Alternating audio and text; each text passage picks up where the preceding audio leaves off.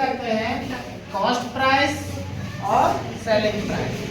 क्रय मूल्य होता है, मान के चलिए कि ये एक कोई वस्तु है, क्या है? इसको हमने 500 रुपया में खरीदा। क्या किया? 500 रुपया में खरीदा। 500 रुपया में खरीदा। लेकिन कुछ समय के बाद इसको 550 रुपया में बेच दिए। क्या किए? बेच दिए। तो जब किसी वस्तु को जिस कीमत पे खरीदी जाती है वह कीमत उस वस्तु का क्रय मूल्य कहलाता है। वह कीमत इस वस्तु का क्या कहलाएगा? क्रय मूल्य। और उसी वस्तु को जिस दाम पे बेचा जाता है वह दाम इस वस्तु का विक्रय मूल्य कहलाएगा। जी समझ में बात? जी। तो बस दो चीज होता है, एक होता है क्रय मूल्य और दूसरा होगा विक्रय मूल्य। जब किसी वस्तु को खरीदोगे तो उसको बेचोगे भी। आज बेचो या कल बेचो या परसों बेचो, अगर बिजनेस पर्पस से काम कर रहे हो तो खरीदोगे तो क्या करोगे? उसको बेचोगे। तो जब बेचेगा तो उसके साथ दो घटना घटेगी, चाहे तो उसको लाभ होगा चाहे हानि होगा। समझ में आ रही बात? या तो उसको लाभ होगा या तो हानि। तो कोई भी नहीं चाहता है कि हम जो भी सामान बेचे वो हानि में बेचे जी, वो लाभ में ही बेचना चाहता है जी। तो लाभ जो होता है, लाभ ये या हानि दोनों जो है क्रय मूल्य पे निर्भर करता है। किस पे? क्रय मूल्य पे। लाभ या हानि दोनों क्रय मूल्य पे, क्रय मूल्य पर निर्भर करता है। अब देखो, कम में खरीदोगे ज्यादा में बेचोगे तो लाभ हो जाएगा जी। 500 रुपये में लाए खरीद कर और 550 रुपये में बेच दिए तो 50 रुपये का लाभ हो रहा है जी। 500 रुपये में लाए और 400 रुपये में बेचेंगे तो हानि हो जाएगा। यानी कम में खरीदो ज्यादा में बेचो तो लाभ, और कम में खरीदो और उससे भी कम में बेच दो तो हानि हो जाएगा। होगा कि नहीं होगा? तो लाभ और हानि दोनों किस पे डिपेंड करेगा? क्रय मूल्य। क्रय मूल्य जिसका कम रहेगा वो लाभ ज्यादा कमाने की कोशिश करेगा, और जिसका क्रय मूल्य बहुत ज्यादा रहेगा तो कम से कम लाभ लेके बेच देने की कोशिश करेगा। जैसे कोई सामान खरीदे हम 10 रुपया में और मांग रहा है 50 रुपया, कोई खरीदने वाला दूसरा आदमी मांग रहा है 50 रुपये में, तो 40 रुपये का लाभ हो रहा है ना जी। फिर भी कर रहा है 10 रुपये में तो खरीदने के भी आओ देखते हैं 20-25 रुपये और मिल जाए।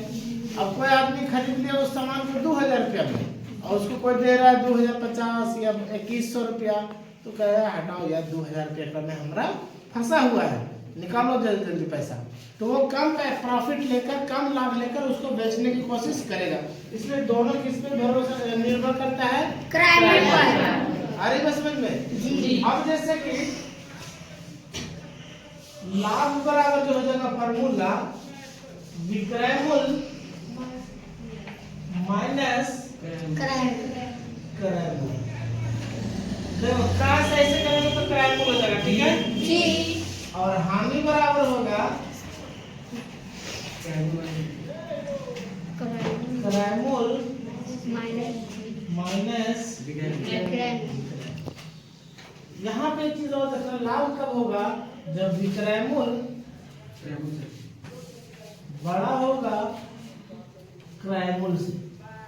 विक्रय मूल्य बड़ा होगा विक्रय मूल्य से, तब लाभ हो जाएगा। क्या हो जाएगा? लाभ हो जाएगा। और अब क्रय मूल्य या विक्रय मूल्य छोटा होगा क्रय मूल्य से तो हानि हो जाएगा। क्या हो जाएगा? हानि। ये सिर्फ लाभ और हानि की बात की। आगे भी चलोगे तो परसेंट में बात करेगा कि कितना प्रतिशत लाभ हो गया, कितना प्रतिशत हानि हो गया, समझे? तो प्रतिशत लाभ और हानि कैसे निकालेंगे? तो लाभ प्रतिशत बराबर फॉर्मूला हो जाएगा लाभ गुने 100 बटा क्रयमूल बटा क्रयमूल, क्योंकि शुरू में मैंने बोला है कि लाभ और हानि दोनों किस पे निर्भर करेगा, क्रयमूल। इसी तरीके से हानि प्रतिशत बराबर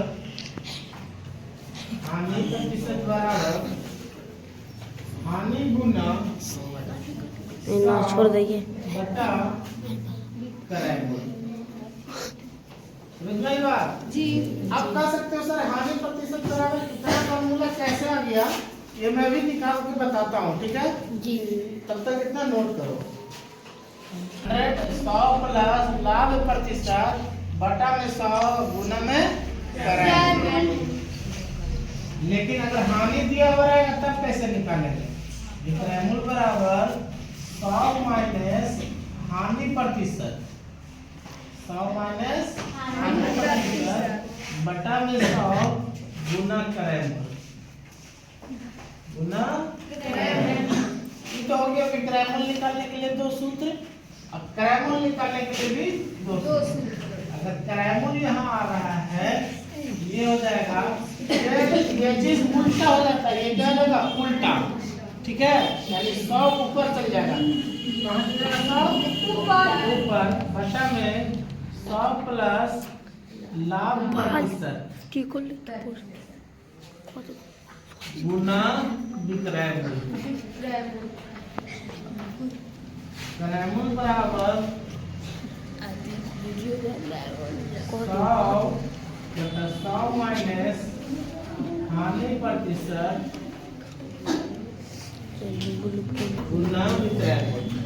4 का तो सूत्र है ना, इम्पोर्टेंस है। 4 का सूत्र क्या है? ज्योति का नाम लगा लेना है, ऐसी को पूरा क्रयमूल विक्रयमूल हम लोग को बनाना है। लेकिन हाँ, सूत्र याद करना जरूरी है, बिना सूत्र याद किए हुए जल्दी नहीं बनेगा। करो।